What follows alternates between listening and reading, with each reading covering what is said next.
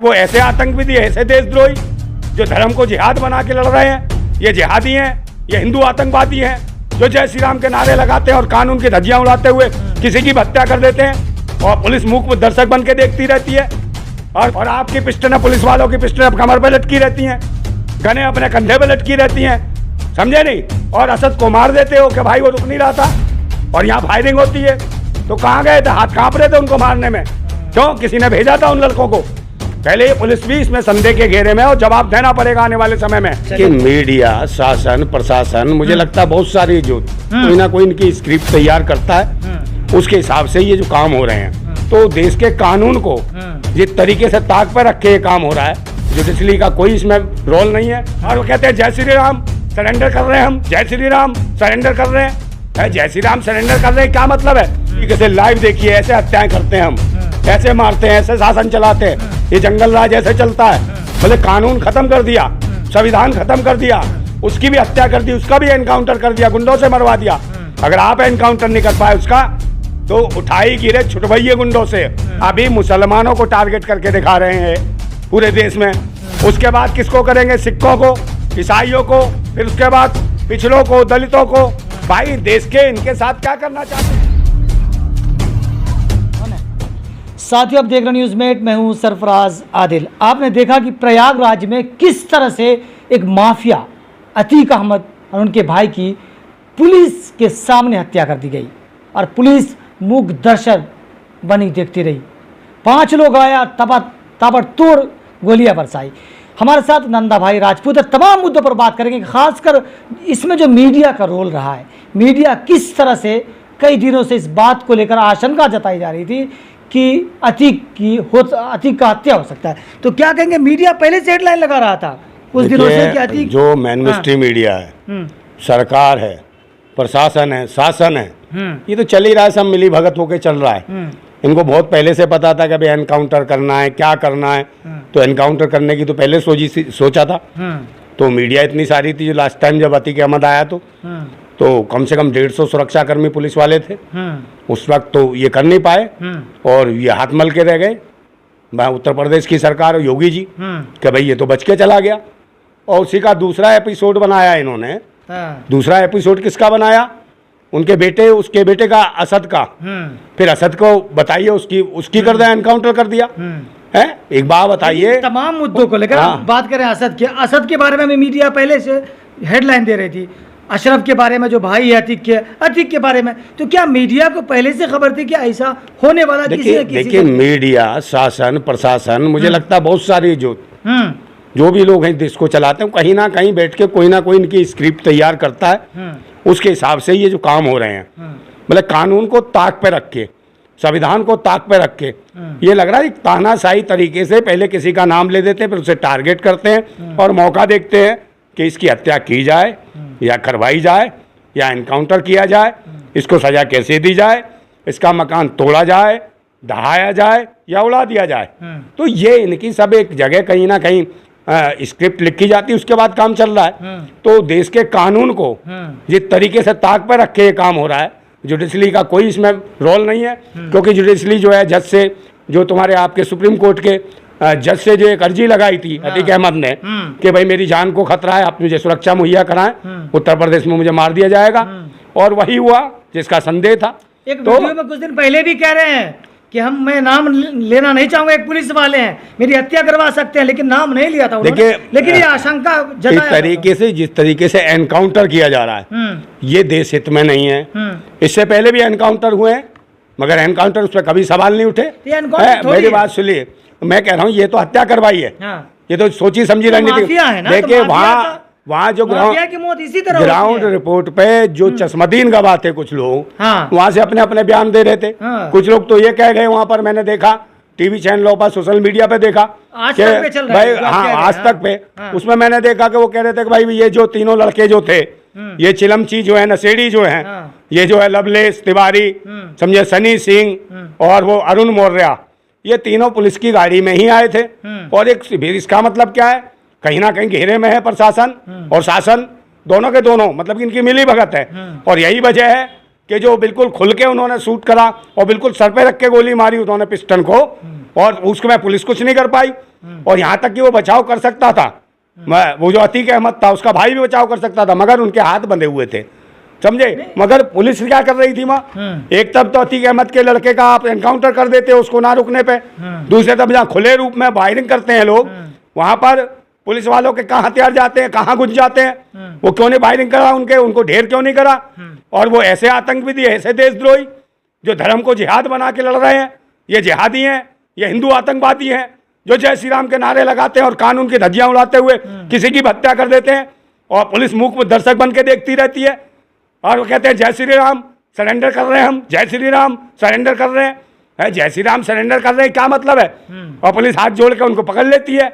तो ये क्या है खेल, ये मजाक है। डर और दहशत धर्म के नाम पे पूरे देश में जो स्थिति खराब की गई है, समझे। ये जो एनकाउंटर किए जा रहे हैं, ये एनकाउंटर किसी, ये नहीं है कि आप माफिया है तो कर दिए कोई बात नहीं, मगर इनकी आड़ में जो दहशत फैलाई जा रही है, इनकी आड़ में किसका एनकाउंटर हो रहा है। इस देश के 97% जो आबादी है, देश की जो आबादी है 97% उसके अधिकारों का एनकाउंटर कर रही है सरकार, और आने वाले चुनाव में उनका एनकाउंटर कर देगी। लेकिन आप देख रहे होते कि जब नर्मदा जेल से गुजरात से लाया जा रहा था तो साथ साथ कई मीडिया लाइव दिखा रहे थे। आपने देखा मूतना तक लाइव दिखाया गया। जी जी। लेकिन रात के अंधेरे में मीडिया बाइट दे रही थी। मीडिया में लाइव कैमरा है, कैमरा के सामने मर्डर किया गया, वो भी पुलिस के सामने। भाई ये दुनिया, देश में अगर लोग हैं तो देश और दुनिया, आम लोग सुरक्षित भाई देश और दुनिया में ये सरकार ने, पुलिस ने और तो मीडिया ने, जो मेनस्ट्रीम मीडिया ने एक संदेश दिया है डराने का कि इस तरीके से लाइव देखिए, ऐसे हत्याएं करते हैं हम, ऐसे मारते हैं, ऐसे शासन चलाते हैं, ये जंगल राज ऐसे चलता है, मतलब कानून खत्म कर दिया, संविधान खत्म कर दिया, उसकी भी हत्या कर दी, उसका भी एनकाउंटर कर दिया, गुंडों से मरवा दिया। अगर आप एनकाउंटर नहीं कर पाए उसका, तो उठाई गिरे छुटवाइए गुंडों से, उसकी हत्या करा दी। और हत्या किसने करी, आपने, वो भी जाति समीकरण बना के उन गुंडों को खड़ा किया ताकि आगे जो राजनीति जो करण हो सके उत्तर प्रदेश में। आपने टारगेट किसको किया, टारगेट ऐसे लोगों को किया जिनसे काम हो सके इनका, और ये लोगों को लूट सके और डर दहशत पैदा कर सके। अभी मुसलमानों को टारगेट करके दिखा रहे हैं पूरे देश में, उसके बाद किसको करेंगे, सिखों को, ईसाइयों को, फिर उसके बाद पिछड़ों को, दलितों को।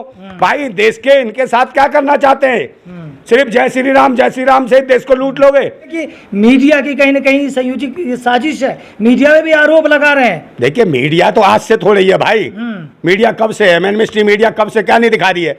अभी सतपाल मलिक ने बयान दिया, क्या दिया था, क्या हमने कहा था कि पुलवामा के जो शहीद सैनिक थे उनसे पहले कहा था जब जिंदा थे कि भाई इसको प्लेन से भेजो इन सैनिकों को, मगर मोदी जी ने डांट दिया उनको।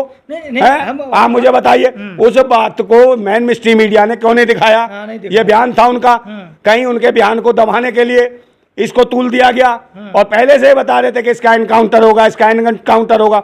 इसका मतलब मीडिया को ही पता था, शासन को ही पता था, प्रशासन को भी पता था। आखिरी सवाल क्योंकि हम लंबा नहीं करना चाहते, आखिरी सवाल ये है कि पूरे इस प्रकरण में, चाहे असद की हत्या एनकाउंटर हो या अतीक दोनों भाई का, पूरे प्रकरण में मीडिया का क्या रोल रहा, पूरे जब से अतीक को दिखाया गया, जब से माफिया, मतलब मीडिया की तो स्क्रिप्ट लिखी हुई है, मीडिया ने सारा काम पूरा दिखाया और लोगों का माइंड मेकअप किया देशवासियों का कि जैसे अतीक अहमद है और ये सब हैं, ये सारे, उसको सिर्फ मुसलमानों से जोड़ के दिखाया उस गैंगस्टर को। एक व्यक्ति वो गैंगस्टर था, जैसे ये प्रदेश का मुख्यमंत्री गैंगस्टर है, इसके ऊपर भी सैकड़ों मुकदमे थे, और जब ये मुख्यमंत्री बना तो इसने अपने मुकदमे स्वयं वापस ले लिए, समझे नहीं। तो इसे लगा कि कहीं ना कहीं दिक्कत हो सकती है, कल कहीं सत्ता बदली तो कहीं ऐसा ना हो। जो व्यक्तिगत लड़ाई थी इसकी योगी से, अतीक अहमद की, क्योंकि योगी भी गैंगस्टर रहे हैं, ये भी गैंगस्टर रहे हैं, इन्होंने लगा कि भाई कहीं ऐसा ना हो अतीक अहमद आगे बच जाए और योगी जी की भी हालत ऐसी हो जाए, उनका भी एनकाउंटर हो जाए। तो इसलिए कराया, व्यक्तिगत लड़ाइयां हैं, ये धर्म मजहबी लड़ाइयां नहीं है।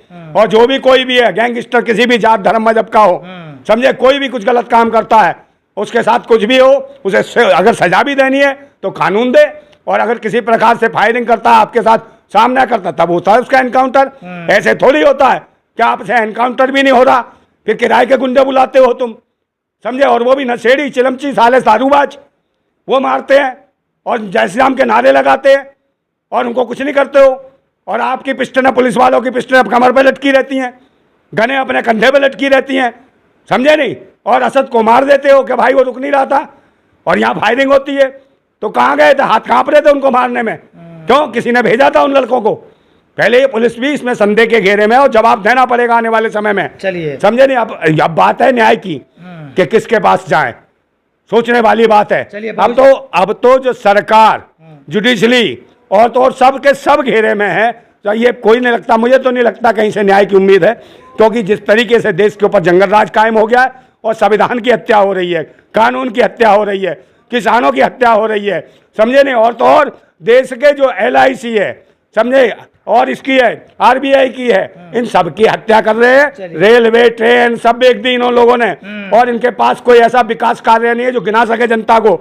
सिर्फ इसलिए हिंदू मुसलमान पिछले 9-10 साल से चला रहे हैं कि हिंदू मुसलमान का उग्रवाद फैलाते फिरो और जय श्री राम के नारे लगाते फिरो और देशवासियों को, दलितों को, पिछड़ों को, मुस्लिमों को और अन्य समुदाय के लोगों को डराओ और देश में काबिज हो जाओ और देश को लूट लो और खा जाओ, देश को बेच दो, सारे संस्थान बेच दो, सब चीज बेच दो, देश का इतिहास मिटा दो। पाखंडियों, तुम्हारे पाखंड से देश नहीं चलेगा, देश की जनता जानती है। मैं एक मैसेज देना चाहता हूं कि देश के हर एक धर्म मजहब के लोग, भाइयों से, हर एक जाति के लोगों से मैं कहता हूं ऐसी स्थिति में संयम बना के रखें, किसी के उकसाने पे ना आए। और समझे, ये गृह युद्ध चाहते हैं देश के अंदर, गृह युद्ध हो जाएगा अगर इन तीनों को तूल दिया गया, धर्म मजहब को।